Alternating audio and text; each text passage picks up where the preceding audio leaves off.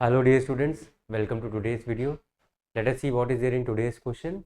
So it is on the carbon-carbon bond length. So here, which of the following correctly lists the carbon-carbon bond length in order of increasing bond length? ठीक है, तो bond length का increasing order बताना है. So here they have given three options: carbon-carbon single bond, carbon-carbon double bond, and carbon-carbon triple bond. Now let us see what bond length is and what is the correct order in the explanation. So let us see what bond length is. तो bond length, जब हम लोग का कोई molecule होता है तो उसके जो न्यूक्लियाई होते हैं, दोनों एटम्स होते हैं, दोनों एटम्स के बीच का जो न्यूक्लियाई होता है, न्यूक्लियस होता है, उनके बीच का जो डिस्टेंस होता है उसको बॉन्ड लेंथ बोलते हैं. सो let us consider this is our atom number 1 and this is our atom number 2. इन दोनों के बीच का जो न्यूक्लियस आपको दिखाई पड़ा, this is your nucleus.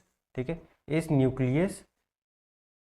Nucleus को कनेक्ट करने के लिए दूसरा जो न्यूक्लियस होता है, मतलब कि इसका रेडियस और इसका रेडियस दोनों को मिला देंगे, that becomes your bond length. So R1 plus R2 is your bond length. The distance between the two nuclei of two atoms participating together to make a molecule. ठीक है, तो उसको बॉन्ड लेंथ बोलते हैं. नया बॉन्ड बनाने के लिए जो दो न्यूक्लियस के बीच का डिस्टेंस होता है उसको हम लोग बॉन्ड लेंथ बोलते हैं.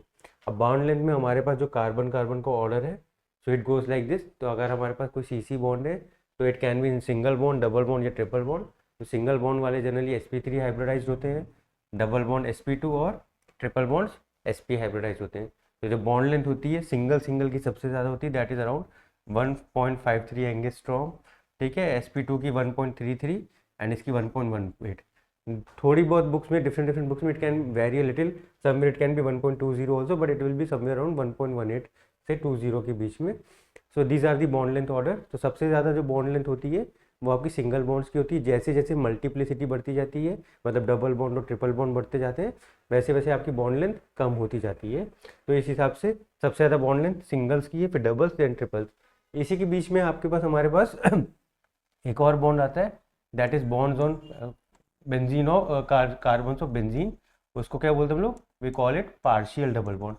पार्शियल डबल बॉन्ड का मतलब आपको पता है, बेंजीन में जो पाई इलेक्ट्रॉन्स होते हैं वो डीलोकलाइज होने की वजह से सारे कार्बन्स इक्विवेलेंट हो जाते हैं. तो उन इक्विवेलेंट कार्बन्स पे जो बॉन्ड लेंथ होती है वो आपकी पार्शियल बॉन्ड डबल बॉन्ड के बराबर होती है. वो ना ही सिंगल बॉन्ड में लाई करती है, ना ही डबल बॉन्ड में लाई करती है. Like let us see we have this benzene. ठीक है, तो आपके पास सिंगल डबल सिंगल होता है.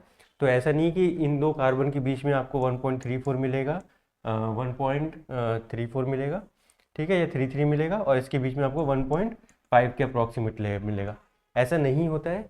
यहाँ पे सारे कार्बन इक्विवेलेंट होने की वजह से हर एक कार्बन की जो बॉन्ड लेंथ क्या होती है, 1.38 से के अप्रॉक्सीमेटली होती है, approximately 1.38 1.38. So this is the characteristic of partial double bond.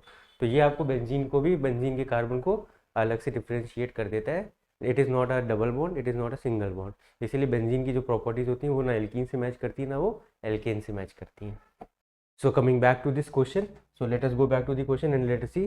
सो इसके अकॉर्डिंग ऑप्शन नंबर ए, जहाँ पे कार्बन कार्बन सिंगल बॉन्ड की सबसे ज़्यादा बॉन्ड लेंथ थी, उससे कम डबल बॉन्ड की, उससे कम ट्रिपल बॉन्ड की. So option A will be the right answer for this question. Thank you.